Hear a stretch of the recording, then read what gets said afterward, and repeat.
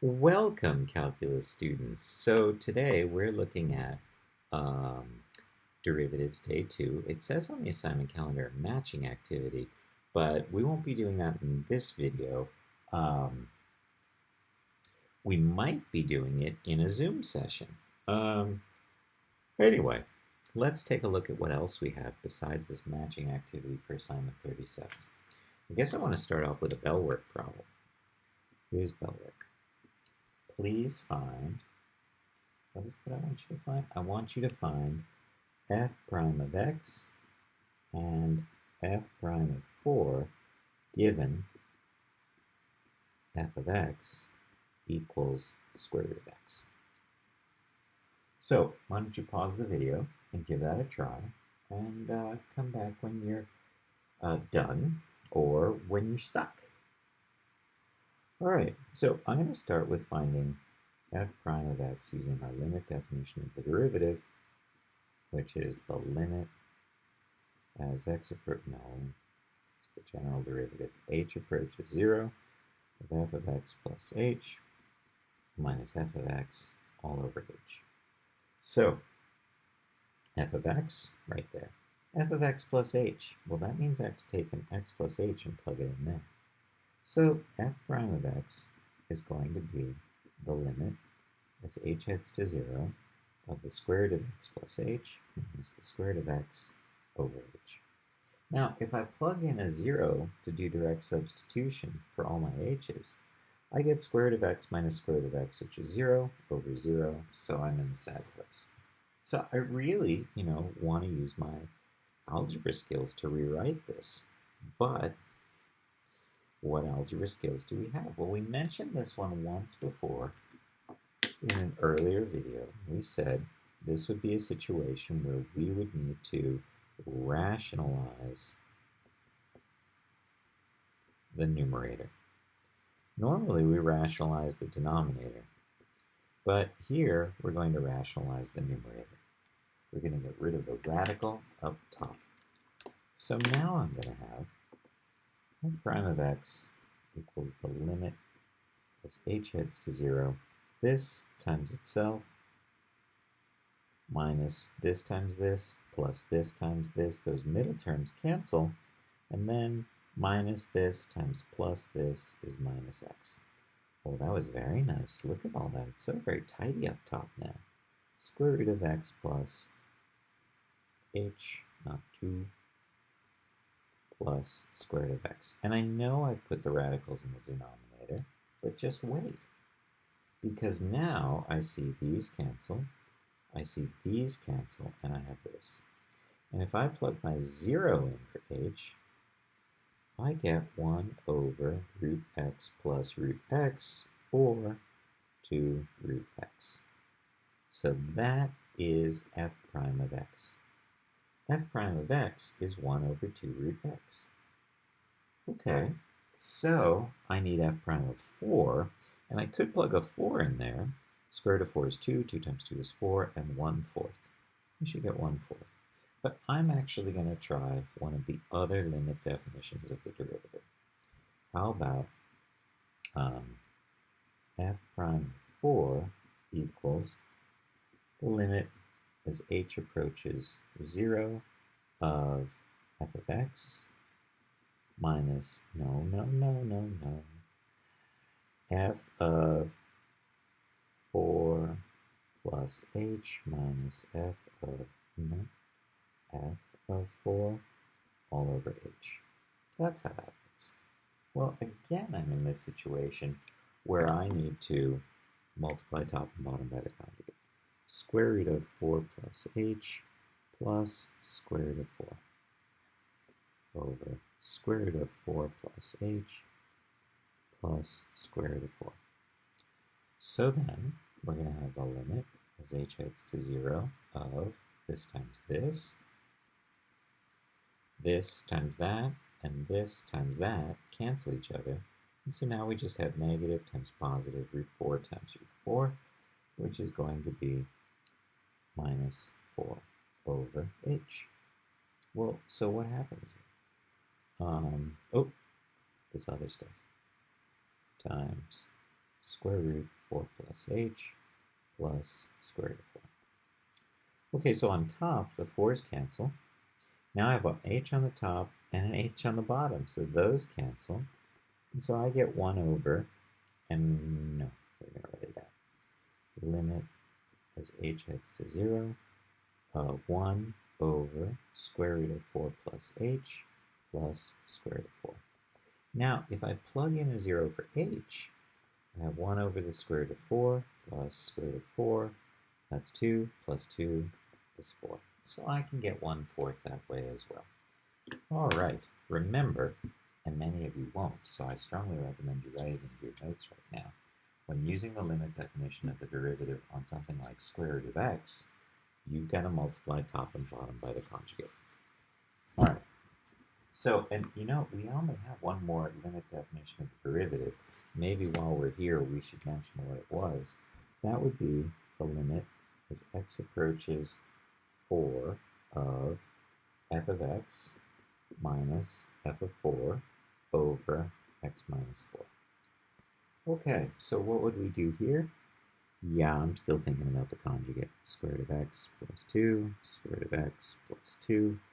So I've got the limit as x heads to 4 of x minus 4 over x minus 4 times square root of x plus 2. Well, I notice that this and this cancel. And so now I've got the limit as x heads to 4 of 1 over square root of x plus 2. And now I can do the direct substitution. Here, I still couldn't do direct substitution because I end up with 0 over 0. But once I've got those factors canceled, I can plug my 4 in there and get 1 over 2 plus 2, or 1/4. So you should be comfortable at this time working with all the limit definitions of the derivative. Now, how about some drawing practice? I'm going to sketch, and I'm going to give you an f of x. Oops. So this is f of x, and I'd like you to see about graphing f prime of x. I want f prime of x. So how do I find f prime of x? What did we say in the last video we would do? Well, we start by identifying the places where f has 0 slopes.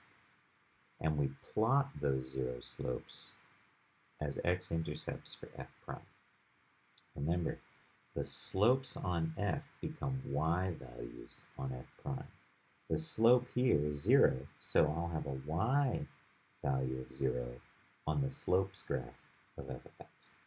If the slopes here are 0, then the y value on the slopes graph will be 0. Okay. So what do we see? Well, over here, I have very negative slopes that get less and less negative. Here, I have 0 slope, slightly positive slope, more positive slope. That's about as steep as I get slope. This is a little less steep than this. This is even less, and this is closer to 0, and then back to 0. So I've got something like that. And now, what about from here to here? Well, a little negative, more negative, very negative, extremely negative, a little less negative, back towards 0.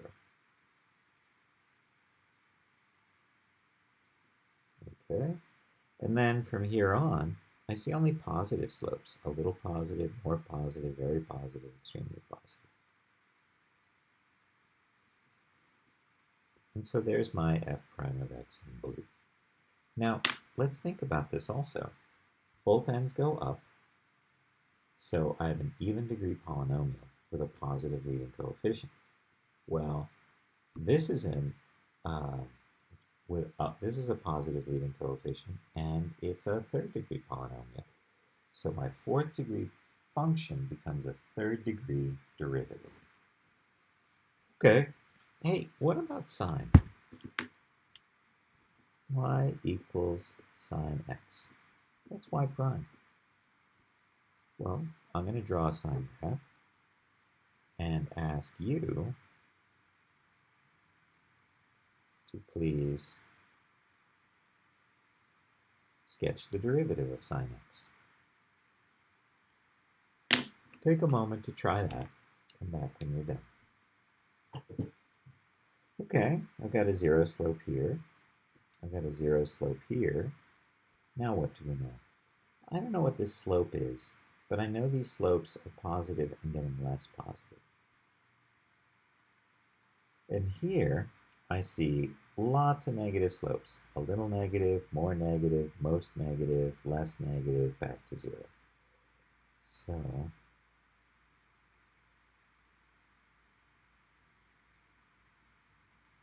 Earth,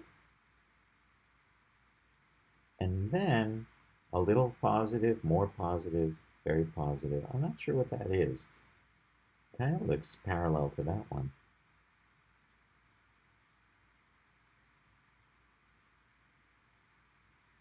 I'm going to go to that. Okay, so what do you notice about y prime? Well, in my mind, that's cosine.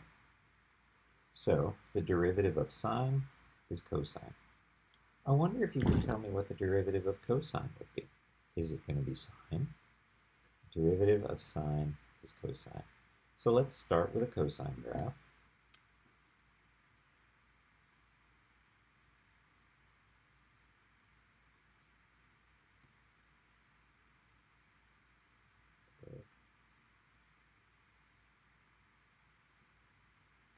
And I did a little more than one period for no particular reason.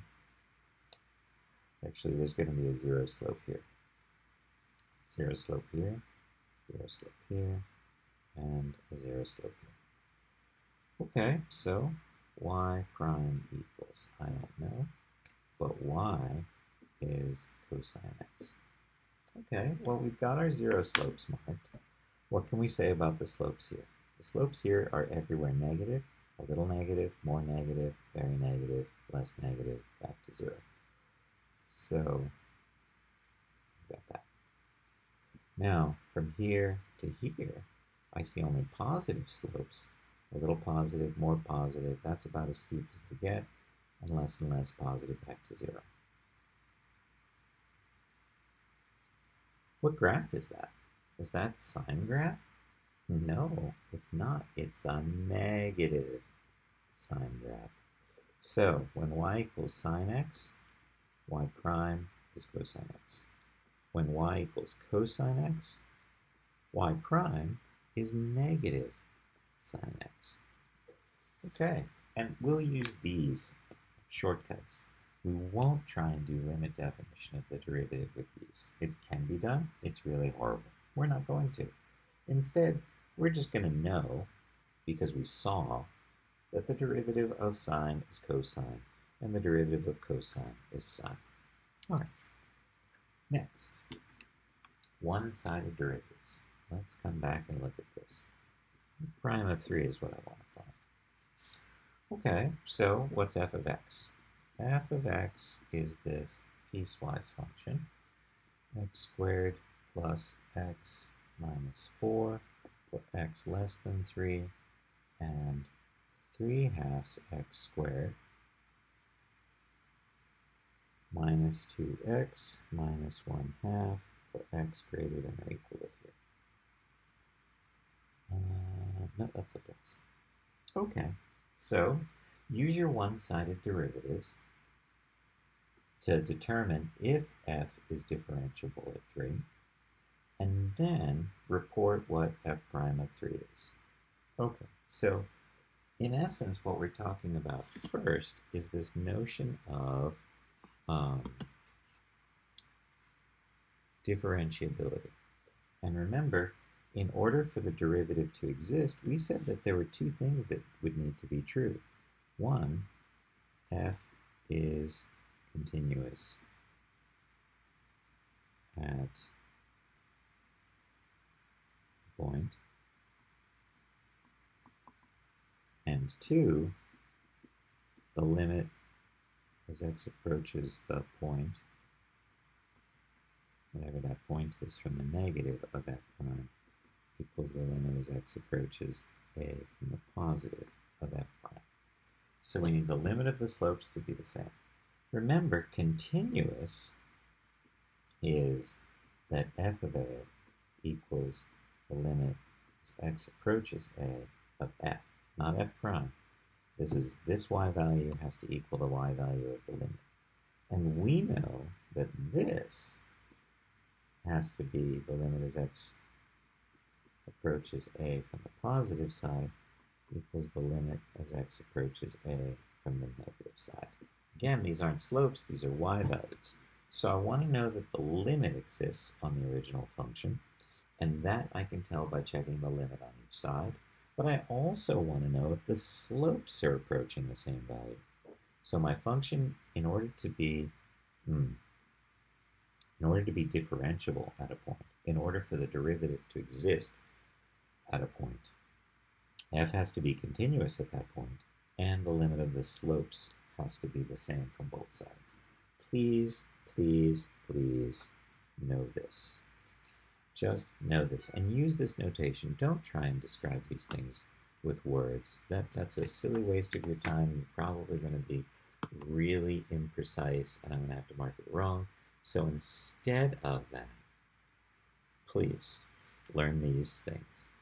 Okay, so here's one for you. F of x equals x squared plus 4x minus 4 for x is less than 3, and 3 halves x squared minus 2x for x greater than or equal to 3. And I, of course, want to know f prime of 3. Okay, so give it a try. And you know, every time I say give it a try, or it's your turn to do one, you don't actually do one, what you're doing there is saying, I don't want to pass the next test, because you're depriving yourself of the practice that is required. So please do the practice. Yeah. Okay, so let's check continuity. If I plug a 3 in, I'm going to have 9 plus 12 is 21, minus 4 is 17. So I know the limit as x approaches 3 from the negative of f is 9, 21, 17. Okay. What about the limit as x approaches 3 from the positive side? 3 squared is 9. 9 times 3 is 27. 27 over 2. 27 over 2 minus, and I'm plugging a 3 in there, minus 6. Well, so that's going to be 15 over 2. Well, these aren't the same. These aren't the same, and that tells me that this function is not continuous. I'm willing to bet that if we check the limit of the slopes from each side, they are the same. So let's see that. Okay, the limit as x approaches 3 of x squared plus 4x minus 4 minus f of 3. And we said when we plugged a 3 in there, 9 plus 12 is 21 minus 4 is 17. Over, whoa, really? Is it really 17? 3 squared plus 4 times 3 minus 4. 9 plus 12 minus 4. 8 plus 9 is, 17. Okay. Feel like I'm missing something now. And this is going to be over x minus 3. Oh, that's a minus. Okay. So now I'm looking at, and this is coming from the negative side. The limit as x approaches 3 from the negative side, x squared plus 4x minus 21 over x minus 3. If I plug in a 3, I still get 0 over 0, so I better keep going. The limit as x approaches 3 from the negative of x plus 7, x minus 3, over x minus 3. Now I can cancel those out and plug my 3 in. So what do I get from this side? I get the of f prime equals 10, because I'm plugging this in there. Okay, so I have the slope from the left-hand side. What about the slope from the right-hand side? So the limit as x approaches 3 from the positive side of f prime is going to be the limit as x approaches 3 from the positive of 3 halves x squared minus 2x minus f of 3. Well, when I plug a 3 in here and in here, I get 27 halves minus 6, which is the same as 12 halves. And so I'm going to end up with 15 halves here. Okay, over x minus 3. Well, I need to cancel those factors because right now if I plug in a 0, I'm going to get 0 over 0. So let's start by pulling out a 1/2. Okay? So I'm going to have 1/2 the limit x approaches 3 from the positive of 3x squared minus 2x minus 15 all over x minus 3. Okay, so I wonder if I can factor that. Sure hope I can. I hope 3 is a factor. X minus 3 times 3x, and that's 9, and 15 is going to be 6. Brr. I think there's a mistake somewhere. 3 squared. Oh, no, that's good. I took a 1/2 out.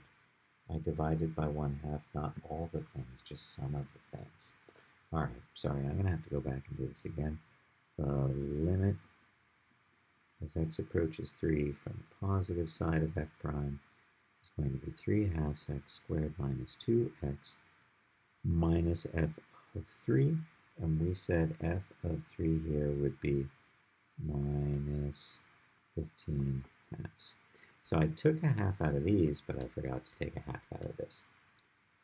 Okay.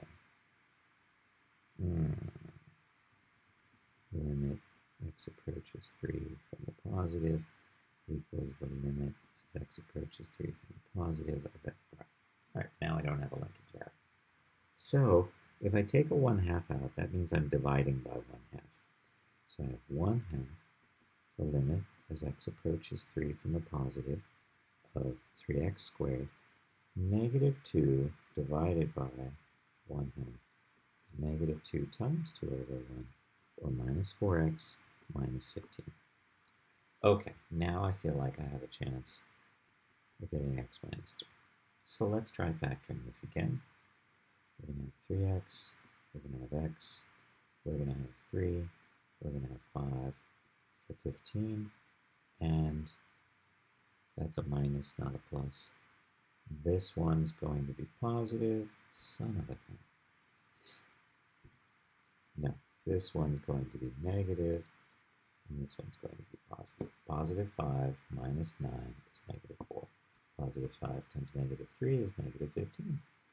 All over x minus 3, and don't forget we still need the limit as x approaches 3 from the positive, and we have that 1/2 we factored out. So these cancel. I plug my 3 in now. 3 times 3 is 9. 9 plus 5 is 14. And so I have 1/2 times 14 over 7. That's interesting. The slopes aren't even the same. All right. Well, it's good to check those things. I thought the slopes would be the same. Are not the slopes the same? Isn't that? No, that looks like that. Let's check. 3/2 x squared is 2x.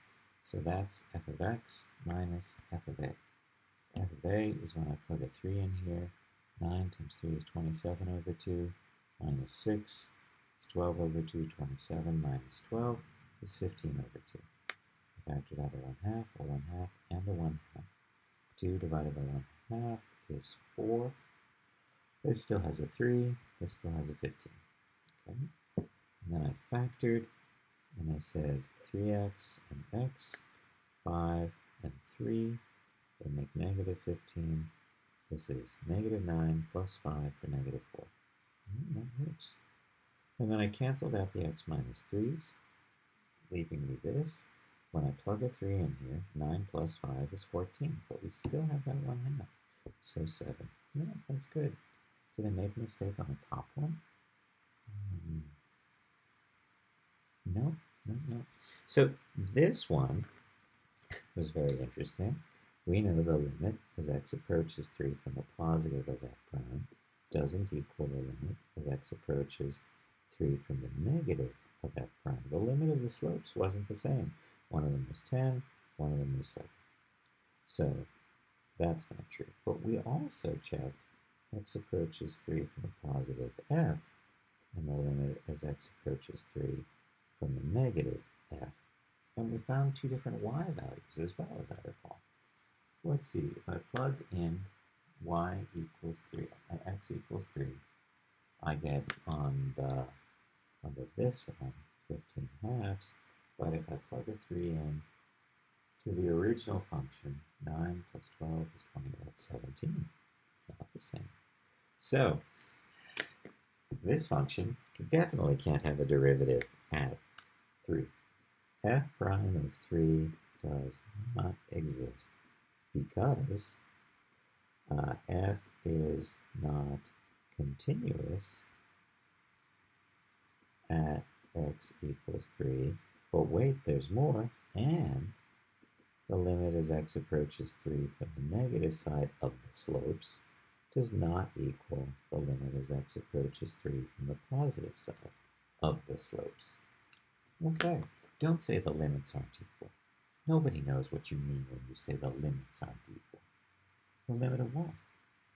The limit of f prime, the limit of the slopes of f of x as x approaches 3.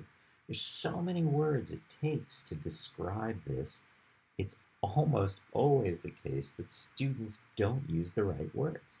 So I'm going to entreat you, I'm going to beg of you that in fact you don't try and describe things like this with words, but instead describe things like this with proper notation. Okay, the last thing I want to do with you today is another calculator problem. I want to find f prime of x given f of x equals 100 over 1 plus e to the 3 minus t. So I want to talk about a logistic model for a moment. And we talked about logistic models back in chapter 1, and we said logistic models are really great at modeling population growth, even better than exponential functions because they have an exponential growth in them. So we remember this is y equals 100 because this number is 100, and I'm going to have this kind of shape.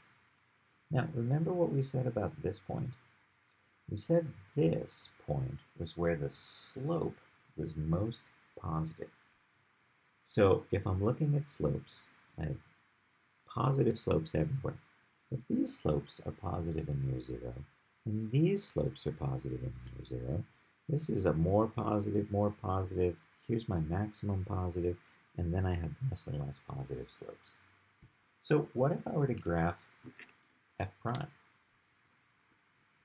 Well, this is near 0 slope, this is near 0 slope, and this is the maximum slope. And so this is f prime. Now, remember you heard some things this past spring about flattening the curve? Well, it's not this curve that we were talking about flattening. It's this curve. And why do we want to flatten this curve? Well, if the blue curve is, you put time is the input and infected people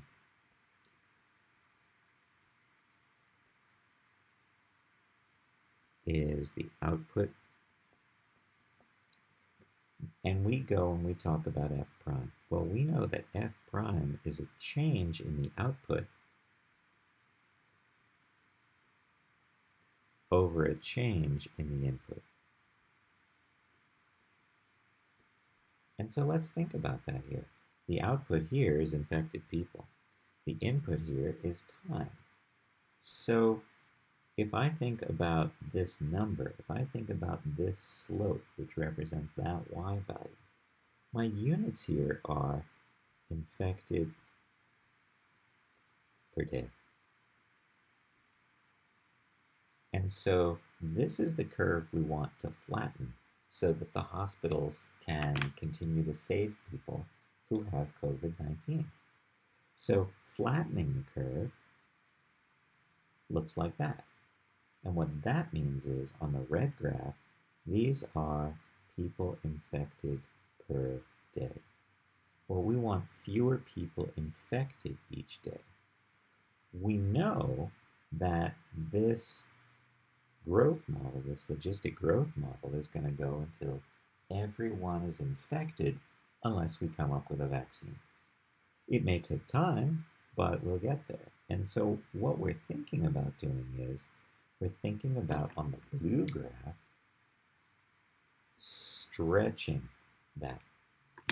And the reason we want to stretch this out is because then the slopes at each point become lower and lower.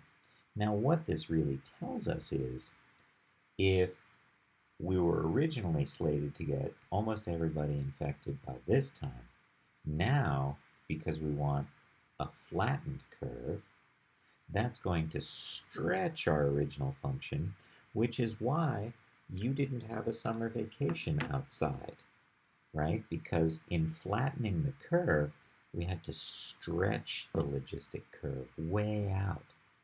And so even though this thing started in December for some people on the planet, and really we took notice in March, yeah, flattening the curve means drawing out that quarantine process.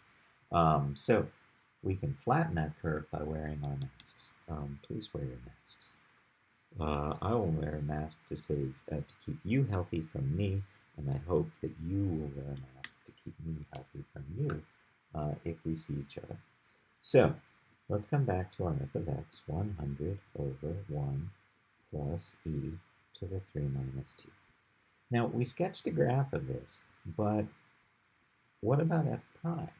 Well, I sketched it by hand, but I want to sketch it on the calculator now. So let's take a look at f prime and see how well it matches what I had graphed by hand. So 100 divided by, everything in the denominator has to be in parentheses, 1 plus e to the 3 minus x, close two parentheses. Okay, now this one is just going to be number of people infected over time. So if I do zoom standard, why is that a mistake?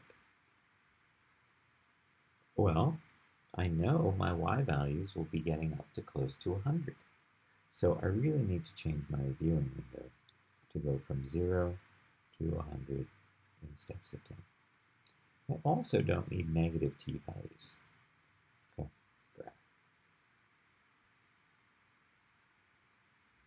Hey, there's our logistic curve. Okay, but now what about the derivative curve? So if I turn this off, but turn this one, n deriv y1 x comma x, I turn my derivative on, I always have positive slopes. This function is never decreasing, so I don't need negative y values. That's good.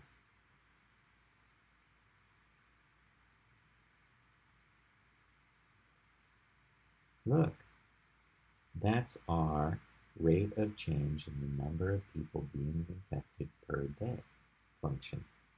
These are the slopes on the original logistic curve. We're going to reach some point in time where the infection rate is a maximum. And after that moment in time, the number of people per day who are getting sick is going to drop. So I think we can say this is what happened. We got to here in March, April over here, May over here, and then we opened up our economy. And this didn't taper down, it zoomed back up. So let's keep that in mind. All right, now I have two questions here. One is, when is the max growth rate And what is that growth rate? So growth rate, if I'm looking at the original logistic curve with its two horizontal asymptotes, I'm looking at this. And we said this maximum slope, rate of change, is slope. Maximum growth rate is most positive slope. We said that that would exist here. And we have two ways of finding it. You know, the way I would find this with you in chapter 1 is to say that that maximum always occurs at carrying capacity over 2. And so then I would have the line y equals 50, I would have this, and I would dissect and calculate intersect. So let's turn that one back on, let's turn that one off. Graph, there's my logistic curve, and now I'm going to graph the line. So I can calculate, I'm going to graph the line, y equals 50. Okay, and what does this find me? Aha, a point of intersection. That's where the slope is steepest. That's where the rate of change in the number of people being infected is steepest. And if I do second calculate intersect,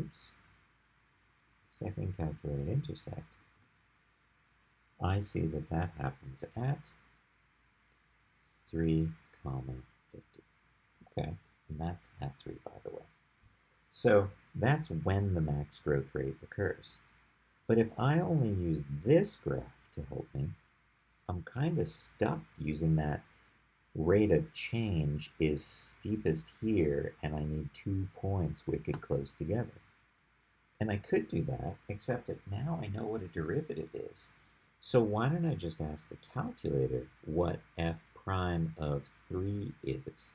We identified that 3 was the number of days to get to the place where infection was spreading fastest.